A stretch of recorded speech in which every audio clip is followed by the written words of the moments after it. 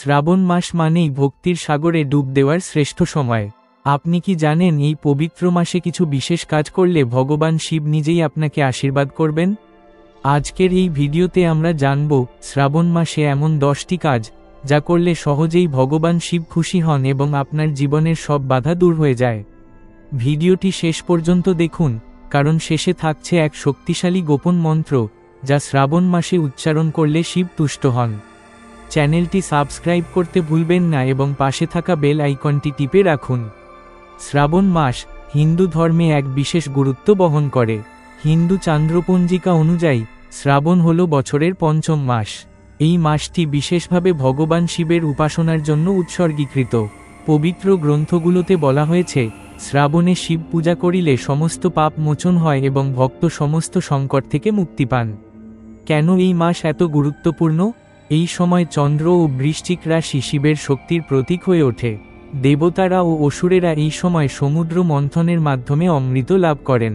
এই সময়ই কালকুট বিষ বেরিয়ে আসে, যা মহাদেব নিজের গলায় ধারণ করেন। তখন থেকে তিনি নীলকণ্ঠ নামে পরিচিত। এই কারণেই শ্রাবণ মাস শিবের উপাসনার জন্য সবথেকে উপযুক্ত সময়।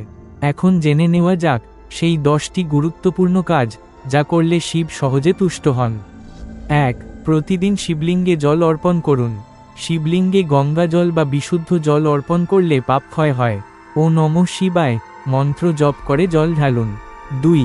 বেলপাতা অর্পণ করুন। বেলপাতা ভগবান শিবের প্রিয়।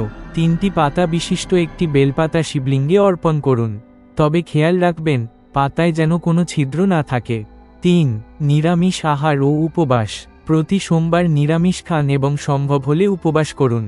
শুধুমাত্র ফল, দুধ ও জল খেতে পারেন। 4. রুদ্রাভিষেক করুন। গৃহস্থ ঘরেও এই অভিষেক সম্ভব। পঞ্চামৃত, দুধ, দই, ঘি, মধু, চিনি দিয়ে শিবলিঙ্গ স্নান করান। 5. ও নমঃ শিবায় জপ করুন। প্রতিদিন অন্তত 108 বার ও নমঃ শিবায় মন্ত্র জপ করুন। এই মন্ত্র আপনার জীবনের সব দুঃখ, ক্লেশ দূর করবে। 6. শিব চতুর্দশী পালন। শ্রাবণ মাসের চতুর্দশী তিথি অত্যন্ত শুভ। ওই দিন শিব মন্দিরে গিয়ে আরতি করুন। 7. গরু এবং কুকুরকে খাদ্য দিন। গরু হচ্ছে লক্ষ্মী স্বরূপা আর কুকুর ভৈরবের বাহন। এদেরকে খাবার দিলে শিব সন্তুষ্ট হন।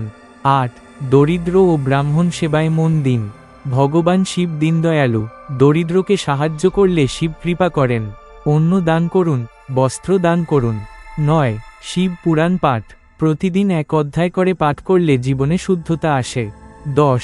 শিবের বিভিন্ন রূপে পূজা করুন। যেমন অর্ধনারীশ্বর, ভৈরব, ত্রিপুরারিতে পূজা করলে আলাদা ফল মেলে। শুধু কিছু করলেই চলবে না, কিছু বিষয় অবশ্যই এড়িয়ে চলতে হবে। 1. মাংস, মদ ও তামসিক খাবার পরিহার করুন। এই মাসে কোনো রকম মাংস, মদ্যপান বা রসালো তামসিক খাবার খাওয়া নিষেধ। 2. একদিনও মিথ্যে কথা বলবেন না। শ্রাবণ মাসে মিথ্যা বললে সেই পাপ বহুগুণ বৃদ্ধি পায়। 3. অহংকার করবেন না। শিব বিনয়ের প্রতীক। অহংকারীদের তিনি কৃপা করেন না। 4. স্ত্রী পুরুষ সহবাস থেকে বিরত থাকুন। এটি আত্মশুদ্ধির মাস। দাম্পত্য মিলন থেকেও বিরত থাকা শুভ। 5. নির্জলা অবস্থায় না খেয়ে থাকবেন না। উপবাস করলেও জল পান করুন, কারণ জলই শিবের উপাসনা। শ্রাবণ মাসের প্রতিটি সোমবার একটি বিশেষ সুযোগ। আপনি এই দিনে শিব পূজা করলে বিবাহে দেরি হচ্ছে, সমাধান আসবে। জীবনে দারিদ্র্য, অর্থ প্রবাহ আসবে। চাকরি পাচ্ছেন না, সুযোগ তৈরি হবে। মানসিক দুশ্চিন্তা, শান্তি আসবে। পূজার পদ্ধতি: সকালবেলা শুচি হয়ে শিবের সামনে বসুন। ধূপ, দীপ, ফুল, বেলপাতা, চন্দন, দুধ নিয়ে পূজা করুন। ও তৎপুরুষায় বিদ্মহে মহাদেবায় ধীমহি তন্ন রুদ্র প্রচোদয়া আকারত এই গায়ত্রী মন্ত্র জপ করুন। এই মন্ত্রটি বহু পুরাতন, তবে খুব কম মানুষ জানে। ও নমঃ শিবায় চন্দ্রমৌলয়ে পশুপতয়ে মৃদুঙ্গ মাহেশ্বরায় নমঃ এই মন্ত্র দিনে 108 বার জপ করুন। শিব নিজে আপনার মনোবাসনা পূর্ণ করবেন। বিশেষ করে নতুন কাজ শুরু করার আগে এই মন্ত্র জপ করলে সাফল্য আসে। বন্ধুরা, শ্রাবণ মাস আমাদের জন্য এক সোনালী সুযোগ শিবের আশীর্বাদ পাওয়ার। এই মাসে শরীর ও মনকে শুদ্ধ করে ভগবানের সাধনায় মন দিন। আপনি যে সমস্যায় মুখোমুখি হন না কেন, মহাদেব তার সমাধান দিতে পারেন। যদি ভিডিওটি ভালো লেগে থাকে তাহলে একটা লাইক দিন কমেন্টে লিখে জানাবেন আপনি এই শ্রাবণ মাসে কি কাজ করবেন।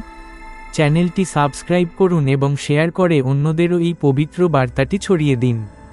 জয় মহাদেব, জয় ভোলেনাথ।